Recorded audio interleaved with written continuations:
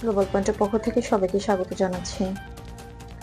বিশ্বের বৃহত্তম বিমানবাহী রণতরী এবার মধ্যপ্রাচ্যের পথে প্রেরণ করা হয়েছে। ক্যারিবিয়ান অঞ্চলে অবস্থানরত ইউএসএস জেরাল্ড আর ফোর্ডকে সেখানে যেতে দেখে নির্দেশ দিয়েছে যুক্তরাষ্ট্র।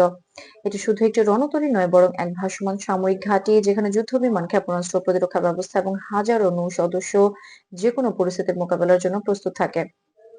যুক্তরাষ্ট্রের প্রতিরক্ষা দপ্তর জানিয়েছে, দ্বিতীয় একটি বিমানবাহী রণতরী উপসাগরীয় অঞ্চলে পাঠানো হয়েছে।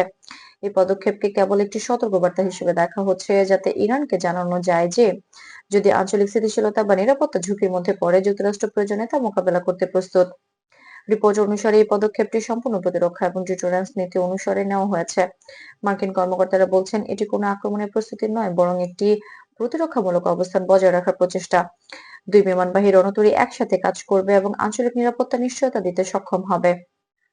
ইরান সম্প্রতি ক্ষেপণাস্ত্র পরীক্ষা চালিয়েছে এবং বিভিন্ন মিলিশীয় গোষ্ঠীর সঙ্গে সম্পর্ক রাখছে, যা মার্কিন যুক্তরাষ্ট্র ও তার মিত্র দেশগুলোর নজরদারি কেন্দ্রবিন্দুতে রয়েছে।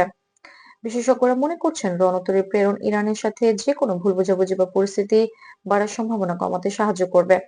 আঞ্চলিক দেশগুলো সতর্কতার সঙ্গে পরিস্থিতি পর্যবেক্ষণ করছে। রাজনৈতিক এবং কূটনৈতিক বিশেষজ্ঞরা বলছেন, এই পদক্ষেপ আঞ্চলিক স্থিতিশীলতা বজায় রাখতে এবং মার্কিন নৌ সেনাদের নিরাপত্তা নিশ্চিত করতে গুরুত্বপূর্ণ। বিশ্বের জ্বালানি বাজারের জন্য এটি গুরুত্বপূর্ণ। পারস্য উপসাগরীয় অঞ্চলে শিপিং এবং তেল রপ্তানির রুট উপর সরাসরি প্রভাব পড়তে পারে। বিশেষজ্ঞরা বলছেন, যে কোনো সামরিক বা প্রতিরক্ষা পদক্ষেপের ফলে আন্তর্জাতিক বাজারে প্রভাব ফেলতে পারে, তাই যুক্তরাষ্ট্র সতর্কতা অবলম্বন করছে। মার্কিন নৌবাহিনী বলছে, এই প্রক্রিয়ার প্রতিটি পদক্ষেপ সতর্কতার সঙ্গে নেওয়া হচ্ছে এবং নৌ সদস্যদের প্রশিক্ষণ, রণতরী অবকাঠামো এবং প্রযুক্তিগত সক্ষমতা সর্বোচ্চ মাত্রায় প্রস্তুত রাখা হয়েছে। বিশ্লেষকরা মনে করছেন, দুই বিমানবাহী রণতরীর উপস্থিতি শুধু দুই শক্তির প্রদর্শনী নয়, বরং এটি ডিপ্লোম্যাসি এবং নিরাপত্তার মধ্যে ভারসাম্য বজায় রাখার একটি প্রচেষ্টা।